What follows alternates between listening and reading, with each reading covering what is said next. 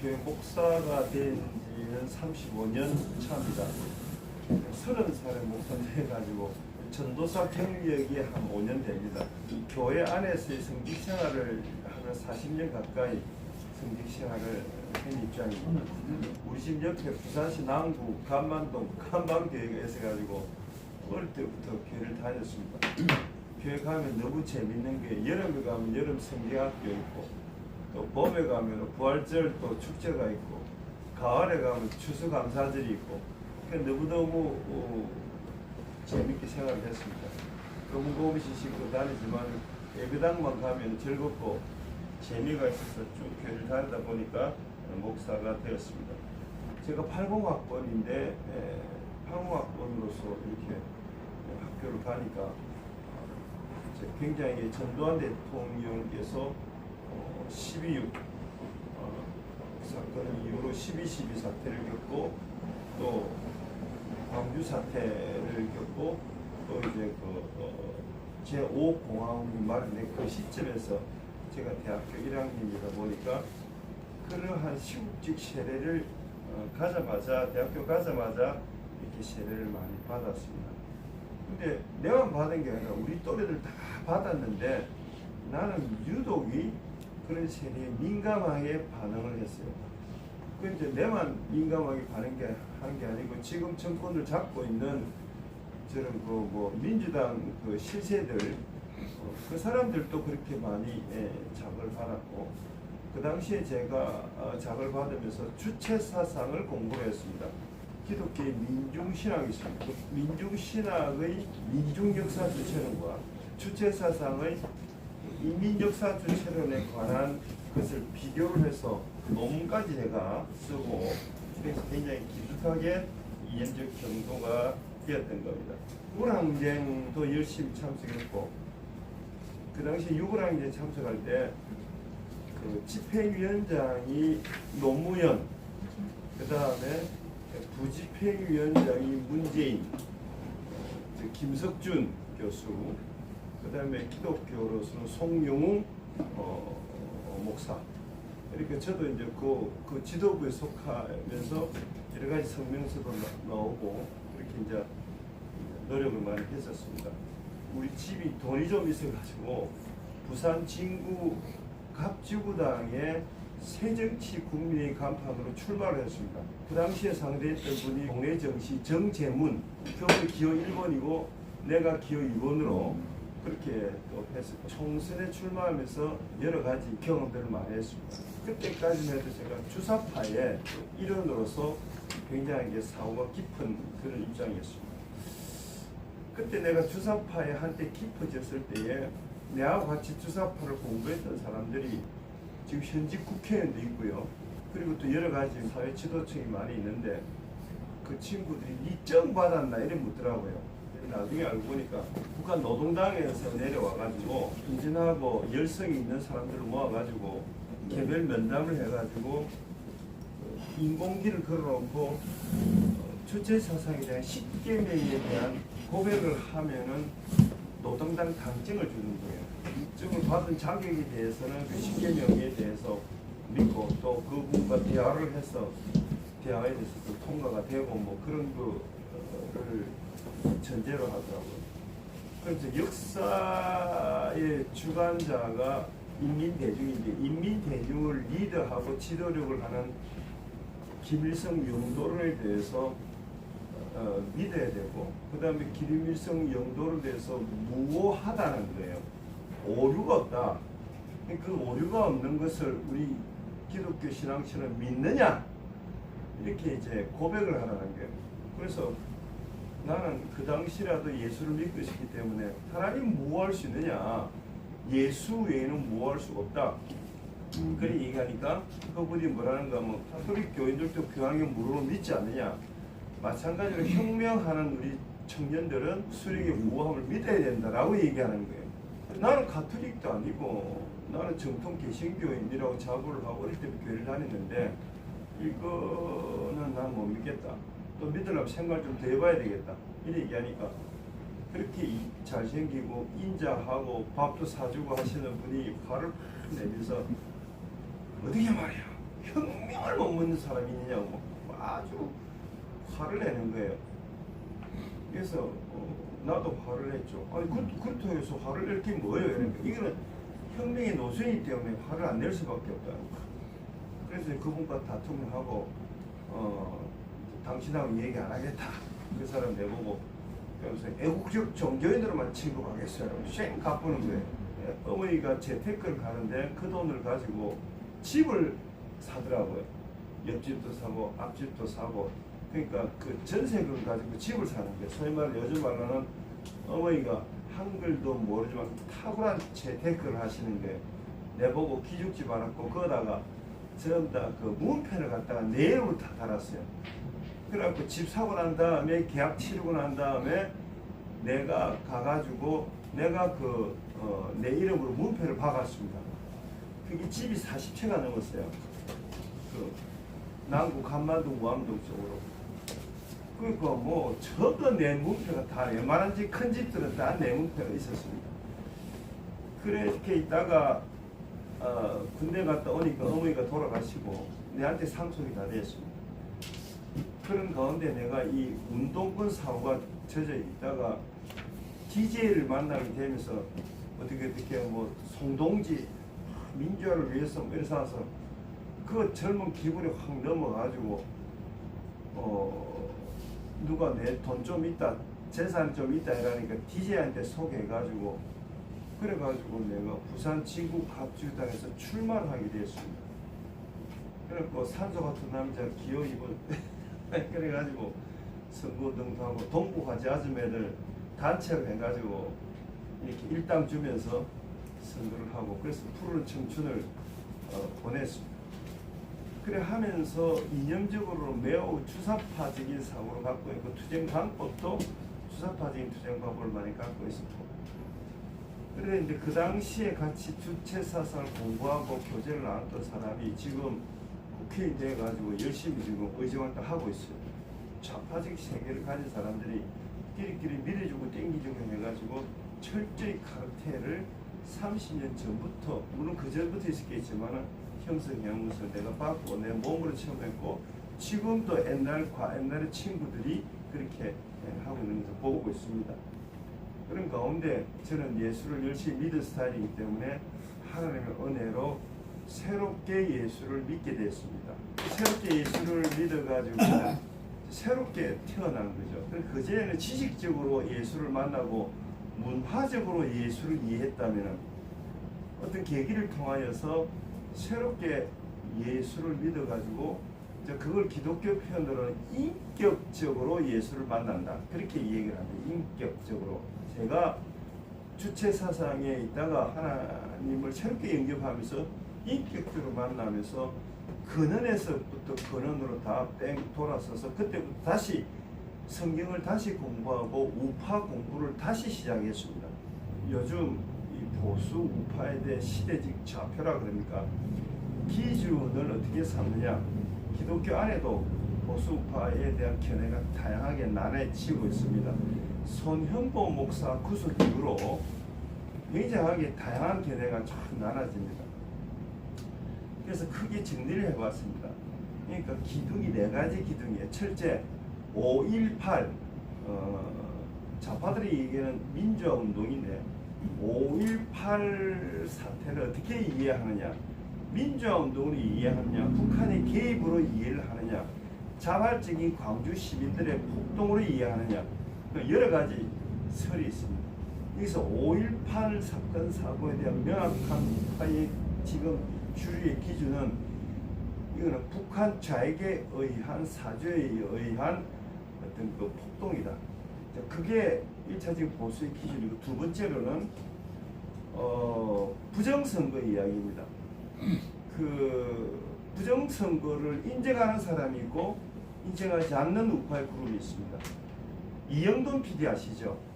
이영돈 PD의 유튜브를 보면 도표를 만들었어요.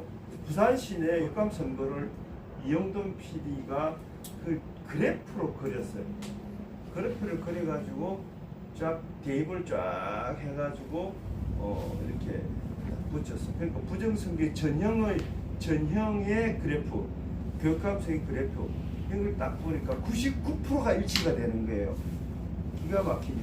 근데 99%가 일치가 되는데 이 사전선거에서 90% 이상 이기는 99%의 일치 이 프로그램을 통계학적으로 따지자면은 1000억 병분의 1이라는 거예요. 그 다음에 또 견해가 갈리는 게 윤의계인, 장동혁을 비롯한 투쟁 세력과 장동 이전의 기득권 세력과의 그 윤의계인을 가지고 처음에 한 대립을 행입니다. 계엄은 잘못됐다. 사과해라. 사과하고 넘어가는 것이 윤의계인과 반대되는 세력이죠. 그럼 네 번째, 기독교를 중심으로 하는 차별금지법, 차금법을 하는데 이 동성애 반대 세력입니다. 기독교인의 중심인데 실질적으로 우리 제야 우파 세력에서 모이자, 돈 내자, 그리고 싸우자 이렇게 하면은 90%가 기독교인이에요. 10%는 뭐냐? 일반 이제 생각이 있는 어르신들이고, 생각 있는 어르신들은 조직이 없어요. 또 돈이 없습니다. 전한길 씨를 모셔서 손현보 목사님이 서밀에서 집회를 하고 부산역에서 집회를 했습니다. 서밀에 집회할 때 5만 명 이상 모였습니다. 부산역에서는 10만 명 모였다는 그런 말이 있습니다. 그렇게 하려면은 부산역 집회나 서면역 집회하면 돈 얼마쯤 들겠습니까? 한 5만 명 모이면 최소한 10분의 1, 5천 명 정도는 앞에서 집회를 이끌어 가야 되는 거예요. 그리고 강사들 부르면 강사비하고 뭐 참 하면 전부 다 그게 돈이에요, 돈이. 돈인데 그 돈이 억대 이상이 들어갑니다, 전부 다. 일반 시민들은 그 돈을 만들어내지 못합니다. 그리고 그런 대형 집회를 하면 조직화돼야 되고 굉장히 일사불란하게 움직여야 됩니다. 그걸 모든 것을 감당하는 것이 훈련이 된 기독교인들만이 가능한 거예요, 지금 현재. 그래서 지금 보수라는 기둥이 4개가 있습니다. 5.18 광주 사태에 대한 이해. 광주 사태에 시민군들은 칼빈을 들고 있었고, 그 공수특전단들은 M16을 들고 있었어요. 근데 나중에 시체를 확인해 보니까 칼빈에 맞은 사람들이 약 76%, 80% 가까이 칼빈에 맞아서 죽어버렸어요. 그걸 낱낱이 밝힌 사람이 지만은 박사예요. 근데 그 진한 박사가 뭐 허위사실 공포로 해가지고 징역 생활하고 5.18 뭐 징역 생활하고 그래서 재판을 광주에서 받았죠. 근데 많은 국민들이 후원을 하지 않았습니다. 어쨌든 간에 그런 5.18 문제를 이거는 하나의 조작이다. 그리고 이거는 왜곡됐고 잘못됐다 이렇게 해석을 하는 5.18의 그룹들이 많이 있습니다. 이 5.18의 문제를 가지고 김영삼 대통령이 DJ한테 우위를 점명하기 위해서 5.18 문제를 민주화 운동을 확 바꿔버린 거예요. 폭동에서. 그래서 YS가 정치적으로 안음으로 해서 이게 그 폭동에서 민주화 운동으로 바뀌는 계기가 YS가 세력을 넓히기 위한 수단으로 그렇게 만들었기 때문에 그러합니다. 5.18 문제를 어떻게 바라보고 해석하느냐, 이게 우파의 하나의 기준이 되는데, 국힘에서는 5.18을 민주화 운동이라고 표현을 해야지만 공천 기준이 되고, 폭동이라고 하거나 역사적 재평가가 필요하다 하면은 공천을 안 줍니다. 그 다음에 부정선거는 그렇게 이영돈 PD와 전한길 씨가 만드는 영화도 있지만은 거기서 1억 경분의 1로서 명백하게 부정선거다라고 과학적으로 그리고 통계학적으로 나타내는데도 불구하고 부정선거를 주장하고 또 공천을 또 안 줘요. 그 다음에 지금의 문제인데 윤의계인을 주장하는 사람들이 과연 공천을 줄 것인가? 지금 윤석열 뭐 해가지고 뭐 보겠노? 이렇게 얘기하고, 그리고 지금 계엄에 대한 문제를 할 때 윤석열 대통령에 대해서 이해를 하면서 두 가지 이해를 합니다. 계엄하려면 성공을 하지. 새벽 3시에 해가지고 어른들 말로 야물게 해가지고 계엄을 성공하지 이렇게 어설프게 해가지고 정권도 뺏기고 지도 갇히고 마누라까지 감옥에 쳐넣고 그래가지고 무슨 정치를 하겠노? 낭만적이고 감정적으로 하기 때문에 그런 게 생겼지. 이게 윤석열은 오면 안 된다. 다시는 정치권 나타나면 안 된다. 이런 주장이 있는데 또 한편으로는 윤석열이가 무슨 죄가 있노? 계엄령을 넘어서서 계몽령을 했다. 그러므로 말미암아 부정선거, 선관위가 가족회사라는 것을 발견해내고 여러 가지 민주당의 무도한 세력들을 폭로를 했다. 그것이 계엄령의 좀 기가 막힌 결과다. 그렇게 주장을 하는 거예요. 결과만 그렇게 해서 정권 뺏기는데 그게 올바른 결과냐? 이렇게 서로 설왕설래를 하고 있습니다. 그러면서 거기서 민주당에서 내란몰이로 몰아가는데 내란에서 사과를 하면은 너가 내란을 했기 때문에 너는 정당을 해산해야 된다. 이래서 칼자루를 민주당에게 주어지는 거기 때문에 절대로 그 내란을 인정해서는 안 되고 계엄령에 대해서도 사과를 하면 안 된다. 이 부분을 어떻게 정리할 것인가 했을 때 보수파를 손을 높였을 때 힘이 있으면은 정리를 하고 힘이 없으면은 선거가 내일 모레이기 때문에 이분들과 협력을 해야 되지 않겠느냐. 저는 그렇게 생각을 합니다. 그 다음에 차별금지법은 기독교 일각에서 이제 반대를 하는데 전라도 기독교인들이 2만 명이 모여서 행진을 했습니다. 깃발을 들고 전라도 사람들이 그 뭐 때문에 그러냐? 차별금지법 동성애 반대를 위해서 행진을 했거든요. 그래서 기독교의 세력들을 예배당에 있는 사람들을 이렇게 그 아스팔트로 끌어대는 가장 좋은 명분이 차별금지법이에요. 근데 차별금지법이 민주당 당론으로서 지금 밀어붙이고 있거든요. 그래서 연계하면은 아주 좋은 이제 그 반이재명 전선을 형성을 할 수가 있다. 그렇게 생각을 합니다. 그래서 결론적으로 5.18 문제, 부정선거, 이웃 외계인 차별금지 각 단체에 있어서 이제 가치들을 가지고 있는데 이거 4개 문제를 기준으로 잡아가지고 장동혁 대표가 잘하고 있는데 이 장동혁 대표를 중심으로 해서 그 4가지 기둥들을 견고하게 세워나갈 수 있도록 박수 치주고 모금도 해주고 가함도 질러주고 그렇게 해서 4개의 건강한 보수의 이미지를 획득해 나가면은 민족의 미래가 있고 그렇지 않으면 민족의 미래가 어둡다. 자, 그런데 여기서 제일 큰 적은 민주당은 기본적으로 큰 적대 세력이지만은 내부의 총질을 하는 이른바 계엄령 사과파들, 이 한동훈 세력들 32명인가 이 양양재산 이 사람들에 대해서 어떻게 우리가 바라보고 이해할 것이냐에 대해서 좀 이렇게 생각을 해야 되는데 마음의 문제하고 현실의 문제하고 다르지 않습니까? 그러니까 마음의 문제는 깃방망이 올리고 번쩍 들어가지고 저 바닷가에 처박고 싶지만은 현실의 배지를 들고 자기들도 활동을 하고 일정한 세력을 유지하는 가운데 지방선거가 있단 말이죠. 그러면 부산에는 박평준 시장이 다시 출마를 하는데 박평준 뭐 기타 이제 뭐 다른 구도 있지만 상징적으로 박평준 시장이 출마를 합니다.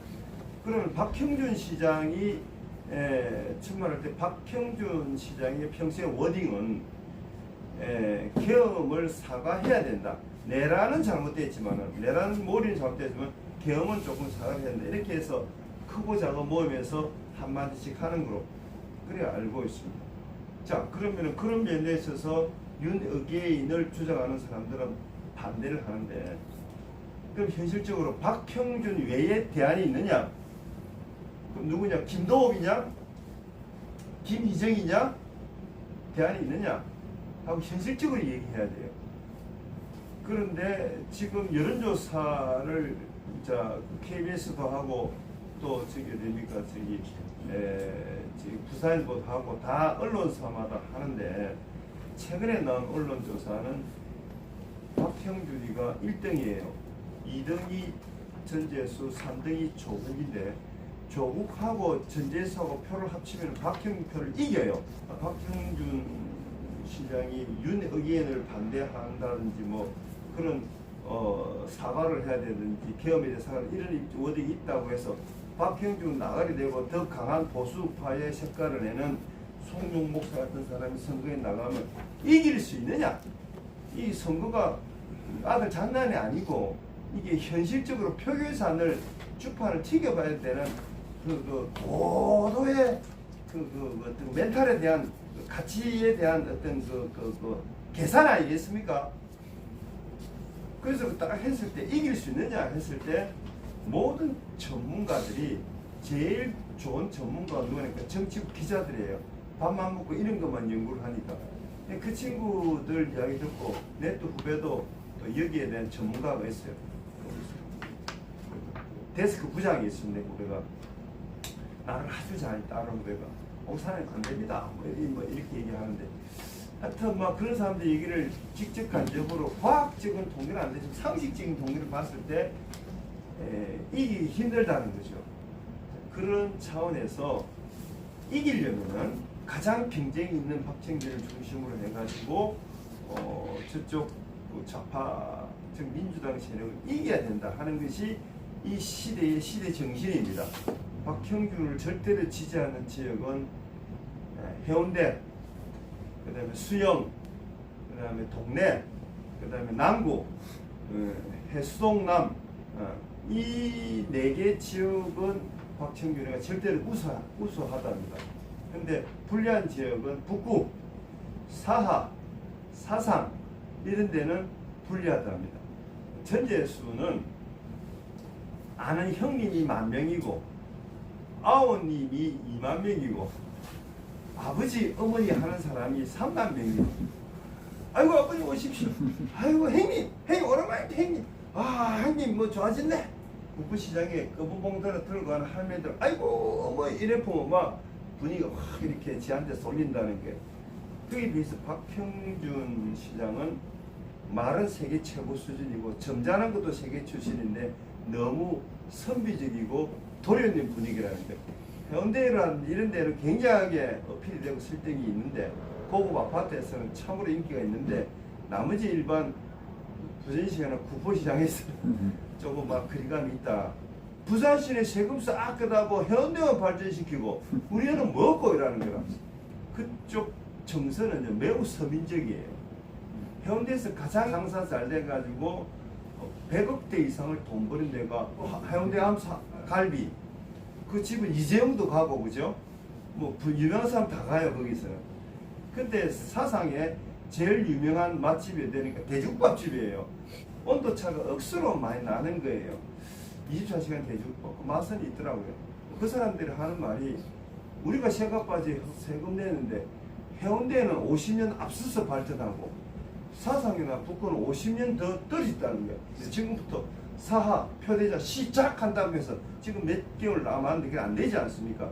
그리고 정서가 있고 또 전제에서 아이고 아버지, 아이고 형님 대륙방문 하니 가입시다 이런 분위기를 지금 어떻게 특별한 거 없으면 극복하기 힘들거든요. 지방선거를 앞두고 현실적으로 주판을 통해 가지고 이기는 방법은 결론적으로 박형준을 밀어야 된다. 그 밀으면 박형준의 마음에 들지 않는 멘탈이나 워딩 같은 것도 우리가 당선시켜 난 다음에 또 어떻게 하든지 하고 그런 것을 조금 묻고 우리끼리 할 때는 묻고 밖에 나설 때는 박형준 외에 대안이 없다. 그리고 박형준만큼 말 잘하는 놈 어디 있노? 지금까지 시정에서 이만큼 잘한 게 어디 있노? 잘 모르지만 막 몰아가고 힘주고 이래가지고 확 세물이 해야 되는 거예요. 그렇게 해서 지방선거라는 입장에서 시장이 밀고 나가면 다른 구청장들도 편성을 할 수가 있습니다. 지금 이재명이가 이렇게 분탕치를 하고 막 이렇게 하는데도 불구하고 지금 부산 경남 국회의원들 나서는 사람이 기억나는 사람 있습니까? 소리 지르고 안 됩니다 하고 목이 쉬는 사람이 있습니까? 기억나는 사람이. 저는 동대구인데 서지영이가 국정감사 때 열심히 이야기하더라고. 나는 반가운 마음이 있었는데 그 외에는 별로 없습니다. 나는 지금 현재 기독교 교회협의 사무총장이라는 자리를 하기 때문에 웬만한 자리는 내가 다 주관을 하거든요. 그래 국회 들어오면 내가 이재명 저 새끼를 잡을까요? 막 몽대 하나 빌려드릴까요? 근데 이제 그렇게 하면 사람들 와 웃고 분위기가 돼요. 그러면은 국회의원들이 같이 새끼 하나 빌려주세요. 막 때려패 지기 빌랍니다. 말이라도 그래야 되는데 가만히 가서 막 휴 다른 분위기 안 먹고 가만히 있어요. 설렁한 거예요. 지금 이재명이가 어디까지 나갔냐니까 정치에 참여하는 종교 법인을 해산하겠다. 그까지 이야기 나왔어요.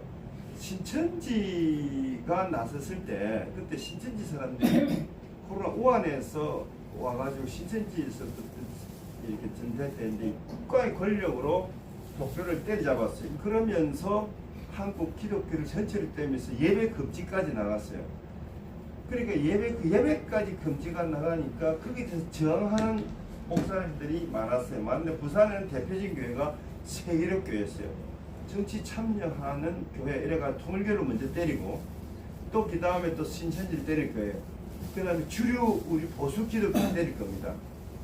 정치 참여한다는 이유로. 정치 참여를 가장 심하게 하는 데가 천주교예요. 정구인 사전 이름으로 가장 심하게 합니다. 온갖 가지 시국 사건의 성명서를 안 놓을 데가 없어요.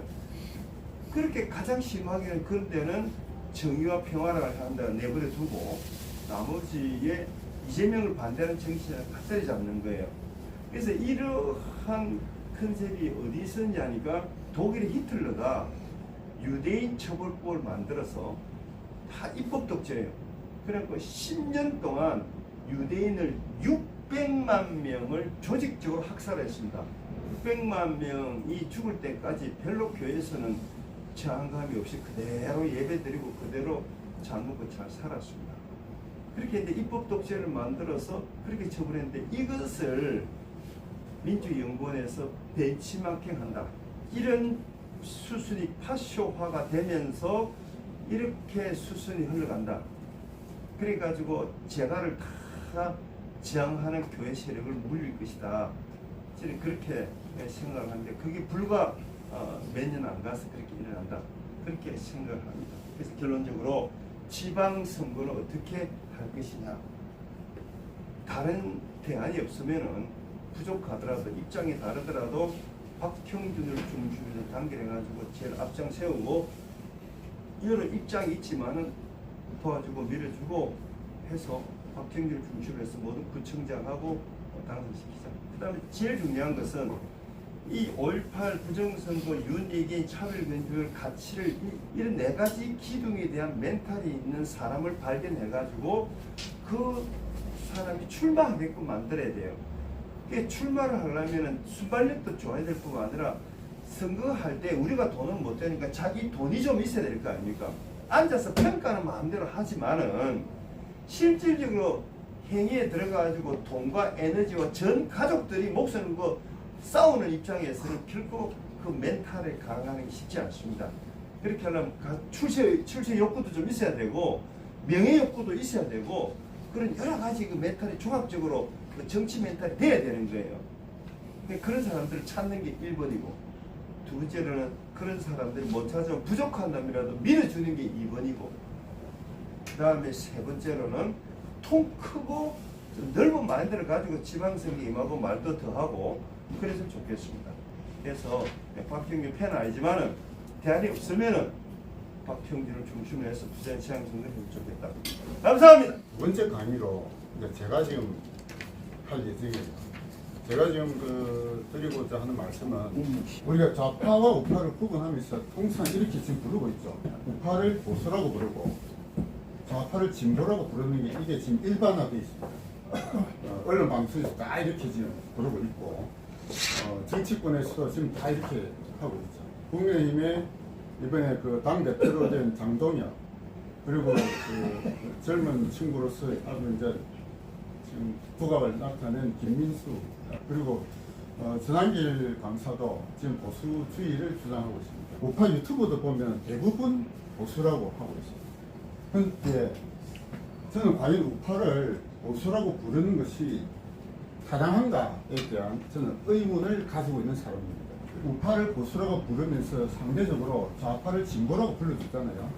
제가 가지고 있는 생각 중에 하나가 지금 이 시기는 전쟁이다. 우리나라 그걸 이제 체제 전쟁을 하잖아요. 체제 전쟁이라고 하는 얘기를 지금 장동혁 당 대표도 이제 얘기를 하고 있고, 그동안 국민의힘 지도부가 워낙 그 마음에 안 들었지만, 근데 장동혁 체제가 들어서면서 이제 좌파와 우파 간의 체제 전쟁이라는 얘기를 자연스럽게 하고 있습니다. 언론에서는 이 얘기가 지금 나오고 있고요. 전쟁이라 하면은 적과 악은 이게 명확하게 구분이 되었잖아요. 적군과 악군이 명확한 구분이 되고 이 전쟁에서 이겨내야 된다. 만약 이 전쟁의 지면 어떻게 되느냐? 지면은 대표적인 사례가 베네수엘라, 북한 이 두 개죠. 북한은 이미 오래 전부터 이미 이제 공산화돼가지고 일인 독재가 돼 있고, 베네수엘라가 참 살기 좋았던 나라인데 이 나라가 소위 지역으로 변하는데 걸린 시간이 얼마냐?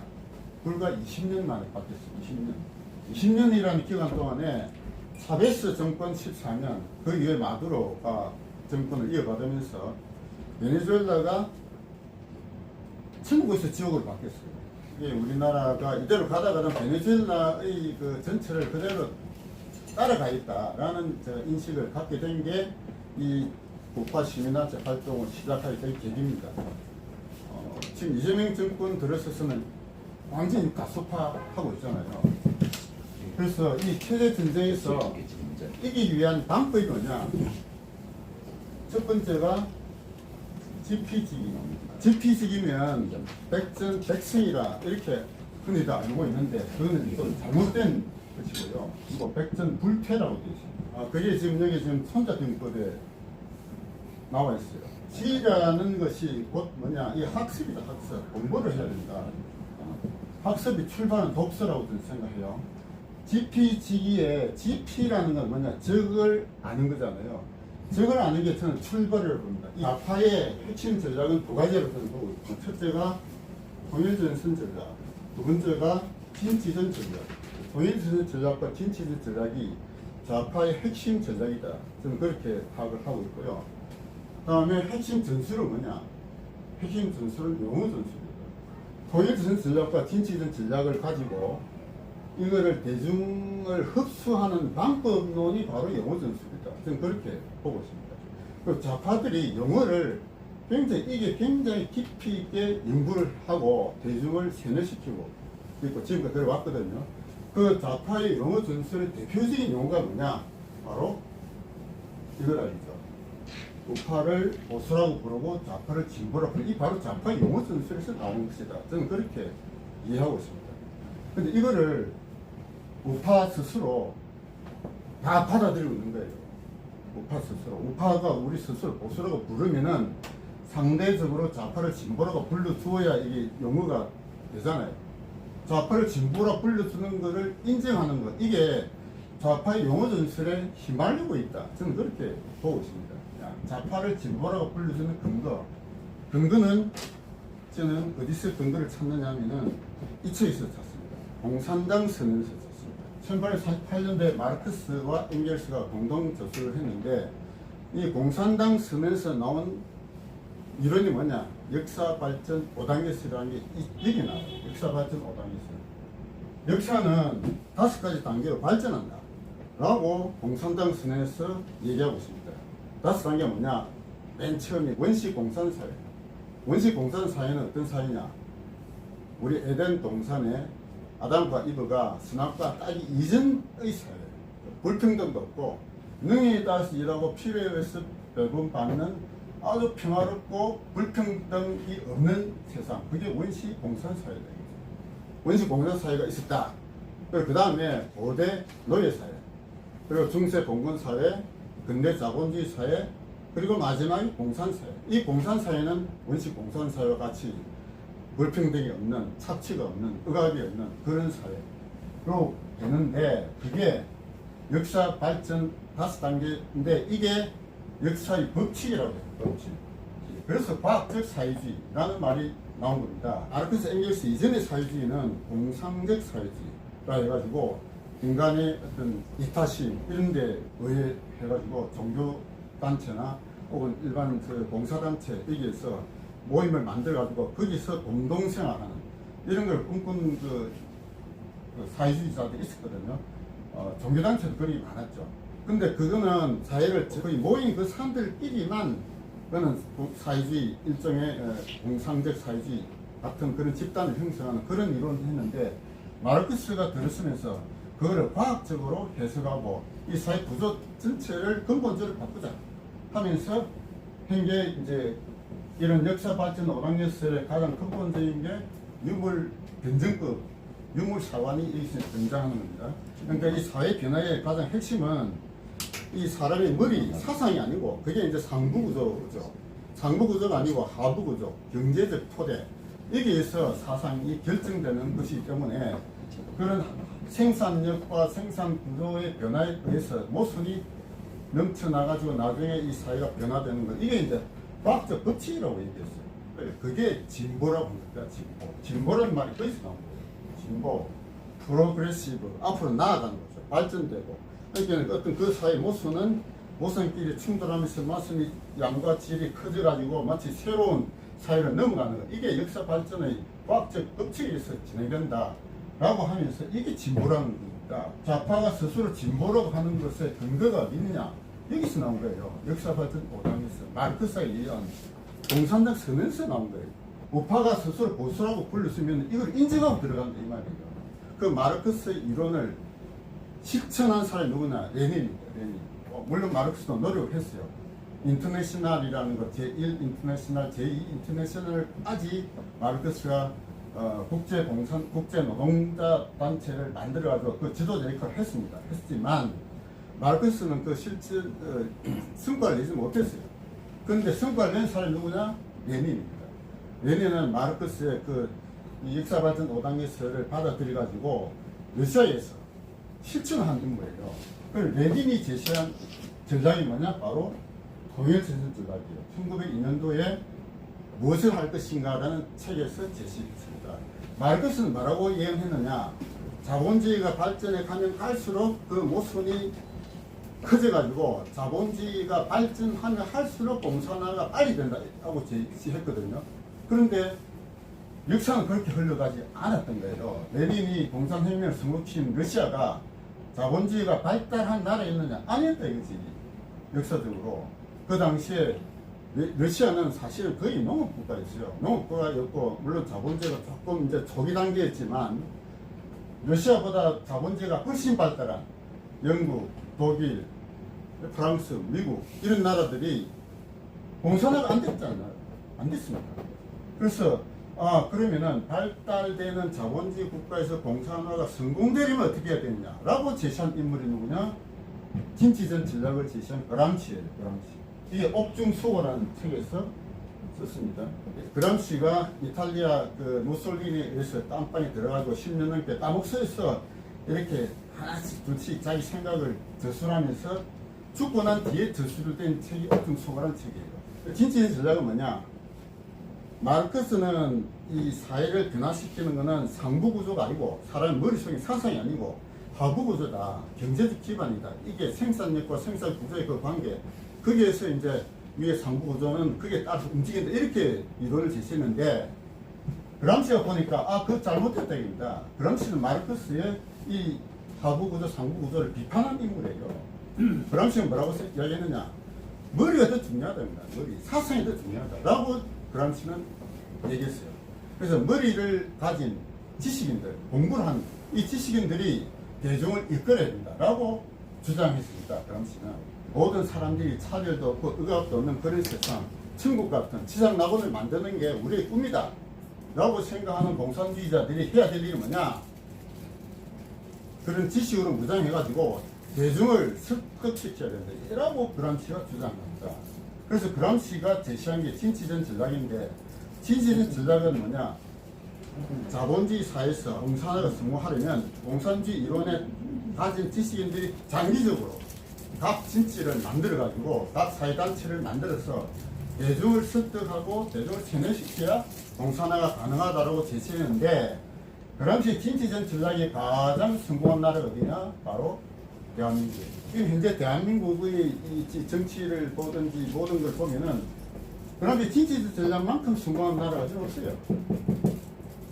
좌파 시민단체가 얼마나 많습니까? 대표적인 게 민노총. 민노총의 핵심 그 위에 대가리들은 전부 다 수사파 핵심 분자들이 그 속에 다 들어가 있습니다. 민노총, 그 다음 뭐 정교조, 참여연대, 예, 참여연대, 또 뭐 자유환경운동, 뭐 하여튼 그 소위 좌파 시민단체들이 전부 다 좌파의 진지를 구성해가지고 대중을 설득시키고 대중을 세뇌시켜왔던 거예요. 이 반에서 우파는 전혀 이런 준비를 안 해왔죠. 우파가 왜 이런 준비를 안 해왔느냐? 저는 지도자들이 너무 잘 이끌어왔기 때문에 그렇다. 저는 그렇게 생각합니다. 딱 저는 세 사람이 대한민국을 제대로 이끌어온 위대한 지도자라고 저는 생각해요. 1번이 이승만, 2번이 박정희, 3번이 전두환. 이 세 분이 너무 정치를 잘했다 이거죠. 잘하다 보니까 일반 우리 시민들은 이분들 그냥 따라가기만 했는 거야. 따라가기만 했으면 됐다 이거죠. 무슨 조직을 만들고 이념을 우리 공부하고 사상을 공부할 필요도 없었어요. 이분들의 지도력에 그냥 따라가기만 하면은 우리나라가 그냥 올바른 방향 역사를 이끌어왔다 이거죠. 그런데 이 좌파는 이 이승만, 박정희, 전두환 이 세 명의 정권 하에서 끊임없이 통일전 전략과 진취전 전략이라는 전략을 가지고 장기간에 걸쳐서 운동을 해왔습니다. 길게 보면 70년 동안, 짧게 보면 30년 동안 그런 좌파 진취를 구성하면서 대중을 어떻게 하면은 설득시키고 세뇌시킬 것이냐. 이런 운동을 끊임없이 해온 거예요. 좌파 책을 보면은 아주 솔깃한 얘기들이 많아요. 좌파의 근본적이 뭐냐? 억압과 착취가 없는 지상 낙원을 건설하자 이거거든요. 그 목표에 반대할 인물이 누가 있습니까? 너무너무 좋은 목표야. 그 목표를 달성시키기 위해서 아주 달콤한 약속들을 해내면서 대중을 설득시키 왔습니다. 그러면서 우리 한국 역사를 완전히 왜곡해왔죠.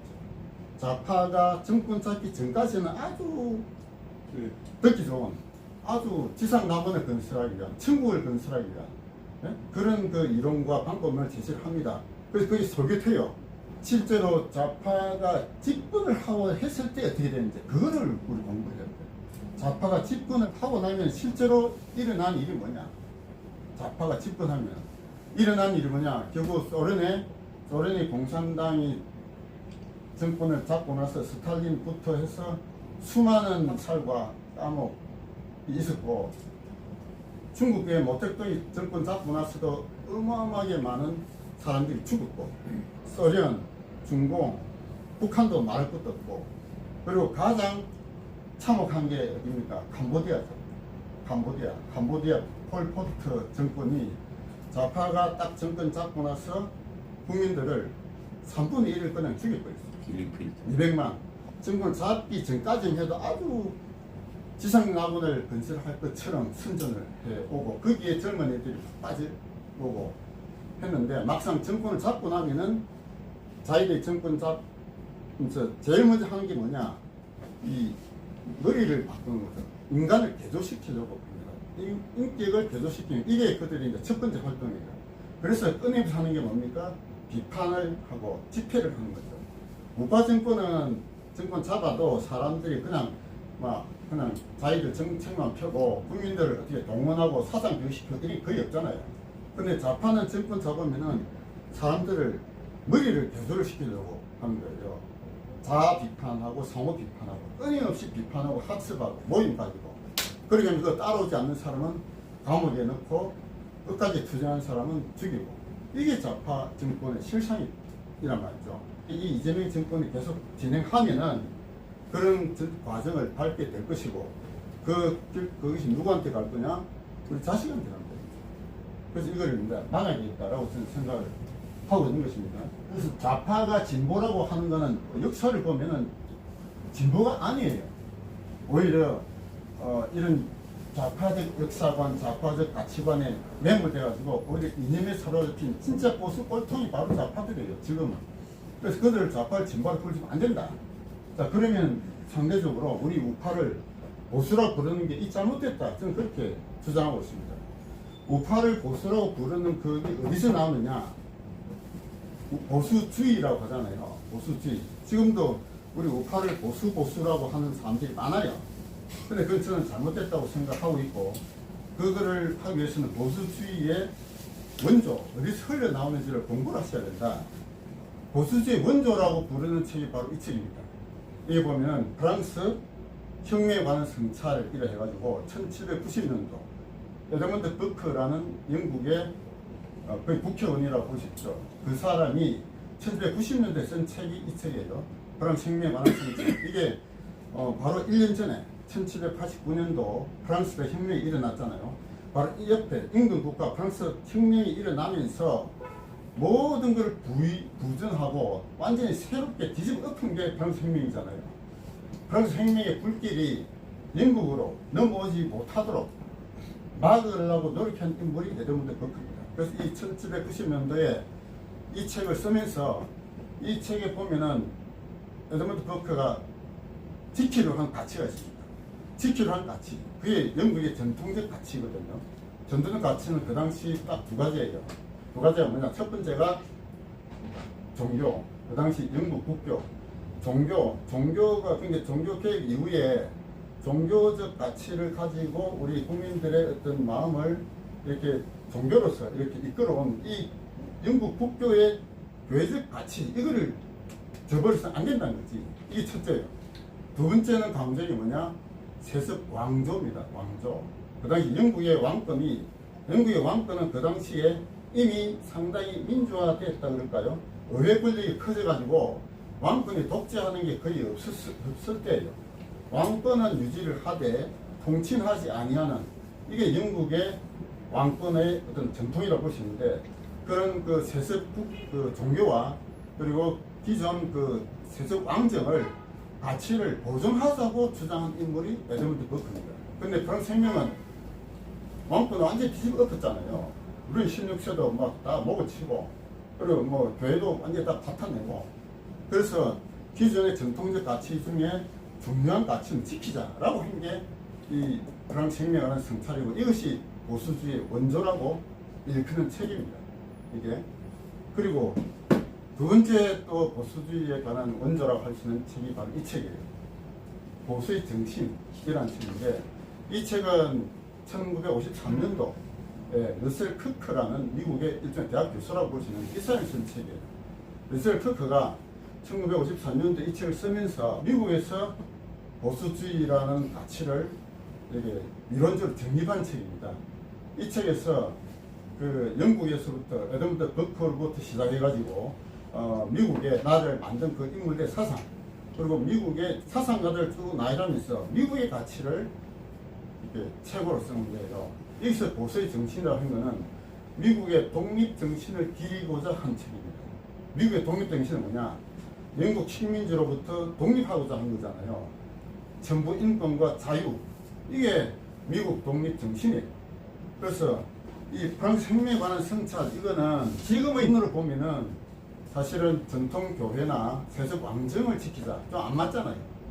근데 그 전통적 가치 중에 소중한 가치는 지키자라고 한 것이기 때문에 보수주의 원조라고 불리는 거고, 오히려 저는 이 미국의 러셀 크크가 쓴 보수의 정신, 이게 더 저는 지금 기준으로 보면 더 중요하다고 생각해요. 미국의 독립 정신, 자유와 인권, 이 두 가지거든요. 자유와 인권이라는 보편적 가치를 주장하고 지키고자 하는 게 미국의 보수주의다 이거죠. 서구에서는 보수주의라고 하는 게 영국이나 미국에서 둘 다 전통적 가치를 지키자, 보존하고 지키자, 이 기본입니다. 기본. 그리고 거기에 조금 시대에 안 맞는 거는 점진적 개혁을 통해서 보완시켜 나가자. 이게 보수주의거든요. 이 보수주의가 그대로 지금 한국에 와가지고 한국 정치권에도 우리를 보수라고 하고 있는 거예요. 우파도. 네? 과연 한국의 보수라고 주장하는 사람들이 이 책을 읽어봤는지 의문스럽습니다. 이 책을 또 해석을 하더라도 이 책의 역사적 맥락을 보고 해석을 해야 돼요. 단순히 미국이나 영국에서 전통적 가치를 주장하는 게 보수주의고, 그러니까 우리도 우파가 보수주의다라고 주장하는 게 지금 한국 정치인들의 수준이에요. 지적 수준이 그밖에 저는 안 된다고 봅니다. 자, 그러면 한국에서 보수주의를 주장하려면 어떻게 해야 되느냐? 한국인의 전통적 가치 중에서 지켜야 될 소적 가치가 뭐냐? 이걸 내세워야죠. 한국인이 쓴 보수주의에 관한 책 중에서 그래도 괜찮다라고 생각한 게 이 두 가지, 책 두 개입니다. 첫째가 보수의 재구성이라는 책이 있어요. 이게 누가 쓴 책이냐? 박형준과 한 명 더가 공동으로 쓴 책이에요. 이 박형준이가 지가 이제 그 뭔가 사상, 보수주의에 대해서 아주 쓴 역작이라고 스스로 평가하는 책입니다. 보수의 재구성이라는 책이 있고 또 한 책이 있습니다. 보수의 영혼이라는 책이 있어요. 이 책은 전성철이라는 사람이 쓴 책인데 보수의 재구성과 보수의 영혼 이 두 책을 보면은 안에 뭐라고 되어 있느냐? 자유를 얘기하고 있어요. 자유. 보수주의라고 하면서 우리가 내세우는 가치는 뭐냐? 자유다. 이렇게 내서 두 책 다 그렇습니다. 보수라는 타이틀을 걸면서 자유를 내세우고 자유민주주의 내세우면서 그리고 온건한 개혁을 내세우고 이게 이제 우리 한국의 보수주의라고 하는 거예요. 우파를 보수라고 하면 안 된다라고 주장하는 사람들도 많이 있습니다. 우파를 보수라고 부르면 안 된다라고 주장한 책이 이 책이에요. 한국 자유민주주의와 그 적들이라는 책이 있습니다. 이 책은 누가 쓴 책이냐? 노재봉이라고 예전에 총리를 지내신 분. 노재봉 총리와 노재봉 이분이 정치학 교수를 하신 분이에요. 노재봉 교수의 제자들하고 여러 명 합쳐서 이 책을 쓴 거예요. 한국 자유민주주의와 그 적들이라는 책인데 우파를 보수라고 부르고 좌파를 진보라고 부르는 것은 좌파에 의한 상징 조작이다. 이렇게 되어 있습니다. 상징 조작이다. 한국 자유회의 선언문이라고 있는데요. 이 선언문이 언제 발표됐냐면은 2017년 1월 23일에 노재봉 교수를 중심으로 한국의 자유주의 학자들이 모여가지고 한국 자유회의라는 회의체를 만들면서 창립 선언문을 발표한 게 있습니다. 이 선언문에 보면은 그게 1, 2, 3에 뭐라고 되어 있느냐? 좌파를 진보라 부르고 우파를 보수라 부르는 것은 좌파에 의한 상징 조작이다. 언어에 의한 상징 조작이라고 명시되어 있습니다. 그리고 보수주의에 대한 반대를 또 주장한 분이 있어요. 누구냐? 하예크라고 하는 분이 있습니다. 하예크라는 분이 저는 20세기의 가장 위대한 자유주의 사상가라고 저는 생각해요. 하예크 책에 보면은 이 자유헌정론 맨 마지막에 뭐라고 되어 있느냐? 난 왜 보수주의자가 아닌가라고 한 챕터가 있어요. 그래서 보수주의와 자유주의는 다르다 이거지. 우리 한국의 우파 유튜브도 보면은 보수주의와 자유주의를 분간하지 못하는 사람이 많아요. 보수하면서 자유우파, 자유보수우파 이런 소리 많이 하거든요. 대표적인 인물이 누구냐? 서정욱이라고 아시죠? 서정욱 TV 변호사. 그 친구가 상당히 변호사로서 뭐 이제 우파적 가치를 전파하는 아주 뛰어난 인물이라고 보는데요. 그 안에 들어보면은 자유우파라는 말 하지만 자유보수우파 이렇게 자유주의와 보수주의 혼용하고 있습니다. 분간하지 못하는 거예요. 하예크가 나는 왜 보수주의자가 아닌가라고 명확하게 챕터의 마지막에 적고 있어요. 그래서 자유주의와 보수주의의 차이, 이거 아셔야 돼요. 그러면서 제가 추천하는 책이 있습니다. 이게 뭐냐? 반자유주의 해부라는 책인데요. 민경국 교수가 쓴 책이에요. 저는 대한민국의 가장 위대한 자유주의 사상가를 민경국 교수라고 보고 있습니다. 민경국 교수가 보수주의에 대한 이게 얼마나 잘못된 용어인가에 대해서 상세하게 써놨습니다. 이게 반자유주의, 자유주의에 반대하는 보수주의에 대한 이론을 적어놨습니다. 제가 이런 이제 공부를 하면서 이게 우파를 보수라고 부르는 거, 좌파를 진보라고 부르는 거, 이게 지금 상식이 돼 있잖아요. 잘못된 상식이 돼 있죠. 누가 심어주느냐? 좌파에서 심어진 잘못된 상식이다. 이 상식을 뺏겨야 된다라고 하면서 제가 쓴 책이 바로 이 책입니다. 상식을 지배하라. 상식을 지배하라라고 하면서 제가 부제를 단 게 좌파와의 진치전에서 승리하는 길이라고 부제를 달았어요. 좌파의 진치전. 좌파가 이 그람시가 진치전 전략을 내세우면서 좌파 지식인들이 대중을 세뇌시키고 설득시키면서 그들을 이끌어오는 방식, 이게 진치전 전략인데 이 좌파의 진치전 전략에서 대중이 잘못 알고 있는 게 너무너무 많다 이거죠. 그게 잘못된 상식이에요. 제 잘못된 상식 제가 이 안에 10가지를 제시했습니다. 우리 한국인들이 우파라고 하지만 제대로 학습을 안 하다 보니까 그냥 잘못된 상식도 그냥 따라가는 거야. 잘못된 상식 1번으로 제가 내세운 게 뭐냐? 바로 이겁니다. 좌파를 진보라 부르고 우파를 보수라고 부를 수는 이 잘못된다. 잘못된 상식 있게 때려야 됩니다. 다수결의에서 반드시 옳은 거 아니잖아요. 다수의 우파 인사들이 지금 우파를 보수라고 불러 쓴다고 해서 옳은 게 아니다 이 말입니다. 우파를 보수라고 부르는 순간 보수라는 그물에 갇힌다. 저는 그렇게 주장합니다. 보수라는 것은 아무리 개혁을 뭐 점진적 개혁, 좋은 온건한 개혁 얘기해도 근본은 뭐냐? 보수는 그냥 지키는 거예요. 제작이 있는 거예요. 보수는 말 그대로 지킨다. 이게 보수예요. 진보는 나아간다. 진보는 나아간다. 보수는 지킨다. 그러다 보니까 이게 용어에서 이미 지고 들어갑니다. 젊은이들에게 과연 두 단어 중에 어느 단어가, 어느 용어가 더 가슴에 와 닿겠냐, 이죠. 그냥 지키기만 한다. 이건 나이 든 사람, 소위 보수 꼴통들이 하는 말이고, 진보는 앞으로 나아간다. 나아간다는 게 뭡니까? 그래, 발전한다. 이런 의감을 주잖아요. 그래서 용어에서 용어 전술, 그게 바로 좌파의 대표적인 용어 전술이다. 좌파의 용어 전술에 갇히지 말자. 그래서 우리 우파를 보수라고 제발 부르지 말자. 어디 가면 보수 하면서 찐 보수다 이 얘기하는 사람이 아직도 많아요. 보수주의에 대한 공부를 좀 하시라 이지. 네? 프랑스 혁명하는 성취나 보수의 정신이라는 보수주의 원조 책도 좀 읽어보고 보수주의라고 하면 왜 안 되는지에 대한 하예크나 맹경 교수 책도 좀 읽어보시라 이거지. 그래가지고 좌파를 진보로 하는 게 얼마나 잘못된 것이냐. 마르크스의 역사 발전 5단계에서 시작된 게 바로 그들이 스스로 진보로 가는 그 근원이 거기서 나오는 겁니다. 역사를 보면은 좌파가 정권을 잡은 그 모든 나라가 다 지옥으로 됐어요. 모든 사람들이 자유가 다 박탈됐어요. 역사를 보면 나오잖아. 그래서 역사책을 반드시 보셔야 된다는 겁니다. 좌파의 용어 전술 중에 대표적인 게 우파를 보수라고 부르고 좌파를 진보로 푸는 이게 용어가 잘못됐다. 그럼 우파를 뭐라 불러야 되느냐? 자유우파라고 불러야 돼요. 자유우파. 우리는 보수주의로 무장된 게 아니고 자유주의로 무장돼야 된다.